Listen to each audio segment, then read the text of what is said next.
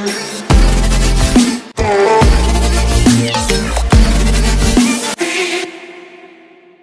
हम सबके अंदर ना दो आवाजें आपस में लड़ती रहती हैं। एक आवाज कहती है ये करना जरूरी है, इसी में भलाई है, तो दूसरी कहती है छोड़ो भी, चलो वो करते हैं जिसमें ज्यादा मजा है।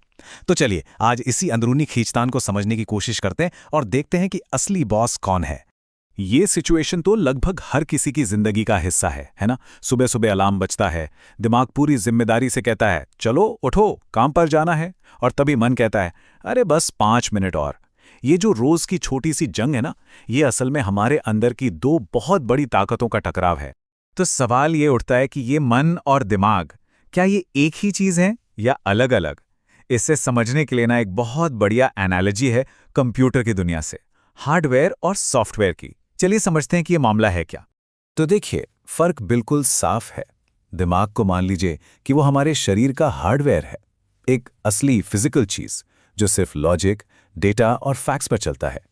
और फिर आता है मन, जो कि है हमारा सॉफ्टवेयर, जिसे देखा या छुआ नहीं जा सकता और जो पूरी तरह से हमारी भावनाओं, हमारी इच्छाओं पर काम करता है। दिमाग यानी हमारा ब्रेन, ये हमारे शरीर का सीपीयू है, सेंट्रल प्रोसेसिंग यूनिट। ये एक फिजिकल ऑर्गन है। इसका काम क्या है? डेटा प्रोसेस करना, बॉडी को सिग्नल भेजना और सारे जरूरी फंक्शंस को चलाना, बिल्कुल एक मशीन की तरह, एकदम लॉजिकल। और दूसरी तरफ है मन। ये कोई ऑर्गन नहीं है, ये तो हमारे विचारों, हमारी भावनाओं और हमारे एहसासों का एक गहरा समुंदर है। ये वो सॉफ्टवेयर है जिसे लॉजिक से कोई लेना देना नहीं है। उसको तो बस एक ही चीज चाहिए, खुशी, मजा और आराम। अब असली कहानी यहीं से शुरू होती है, जब इस हार्डवेयर और सॉफ्टवेयर में तालमेल नहीं बैठता। जब दिमाग का लॉजिक मन की इच्छाओं के सामने आ जाता है तो बस एक जंग छिड़ जाती है। और पता है क्या, इस जंग में अक्सर जीत मन की ही होती है। पर क्यों? जैसे एक सिंपल सा उदाहरण लेते हैं। दिमाग को एकदम पता है कि जंक फूड सेहत के लिए कितना खराब है, लेकिन मन, उसे तो बस वो चटपटा स्वाद चाहिए।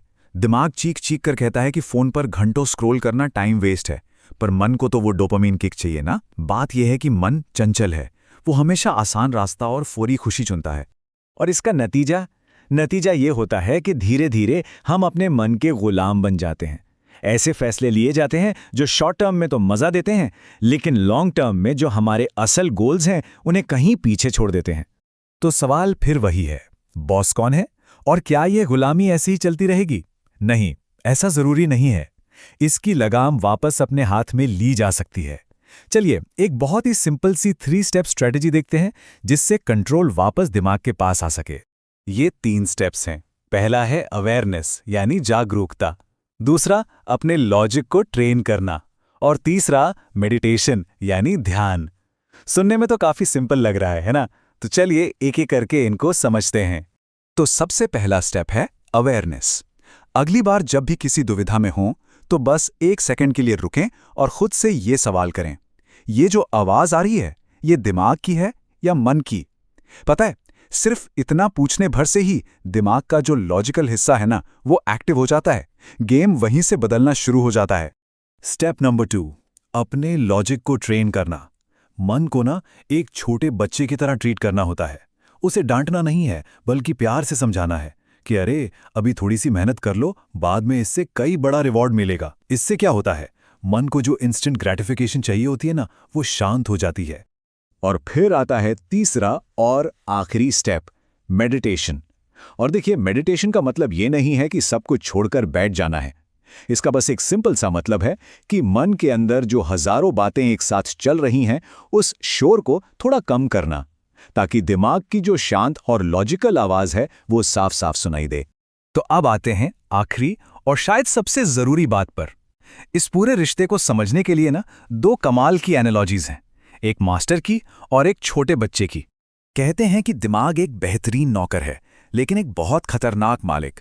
मतलब ये कि दिमाग एक शानदार टूल है, एक नौकर की तरह जो हमारे सारे काम कर सकता है, लेकिन अगर उसे मालिक बना दिया तो वो बहुत खतरनाक हो सकता है। लॉजिक को हमें गाइड करना चाहिए, हम पर राज नहीं। और दूसरी एनालॉजी है मन की, जो एक छोटे बच्चे की तरह है। और बच्चे को कैसे संभालते हैं? जबरदस्ती से, डांट कर नहीं, उसे प्यार से, समझदारी से हैंडल करना पड़ता है। उसकी बातों को, उसकी इच्छाओं को सुनना है और फिर उसे बड़े प्यार से सही रास्ता दिखाना है। तो बात का सार यह है कि असली जीत मन को हराने या उसे दबाने में है ही नहीं, बिल्कुल नहीं, बल्कि इन दोनों के बीच एक हार्मनी, एक तालमेल बनाने में है। जब लॉजिक और इमोशंस दोनों एक साथ मिलकर काम करते हैं ना, तभी कुछ बड़ा हासिल होता है। तो अब सवाल वापस वहीं आ जाता है कि अंदर का असली बॉस कौन है, वो चंचल मन या फिर वो तार्किक दिमाग। ये फैसला अब हर किसी को अपने लिए करना है।